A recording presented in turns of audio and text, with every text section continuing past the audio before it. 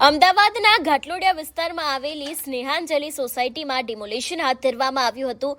રહીશોના વિરોધ વચ્ચે તંત્ર દ્વારા તમામ લોકોને ઘર ખાલી કરાવવામાં આવ્યા હતા અને જેસીબી અને હિટાચી મશીન દ્વારા ડિમોલિશનની કામગીરી હાથ ધરવામાં આવી હતી। આ કામગીરી દરમિયાન સૌપ્રથમ વાતાવરણમાં ધૂળ ઉડે નહીં તે માટે મિસ્ટ મશીનથી પાણીનો છંટકાવ કરવામાં આવ્યો હતો। આ સોસાયટીનું ડિમોલિશન હાથ ધરવામાં આવતા સોસાયટીમાં રહેતા 25 પરિવારો ભારે મુશ્કેલીમાં મુકાયા હતા। પ્રાપ્ત માહિતી અનુસાર વર્ષ 1989માં અંગત બિલ્ડર દ્વારા આ સોસાયટી ઊભી કરવામાં આવી હતી અને આ સોસાયટીમાં હાલ 25 પરિવાર વસવાટ કરે છે। તંત્ર દ્વારા આ સોસાયટીને ગેરકાયદે જાહેર કરીને તેને તોડી પાડવામાં આવી રહી છે। સૂત્રોના જણાવ્યા અનુસાર બિલ્ડરે મૂળ ફાળવેલા પ્લોટને બદલે અન્ય બિલ્ડરના પ્લોટ પર સોસાયટીનું બાંધકામ કરતા વિવાદ સર્જાયો હતો।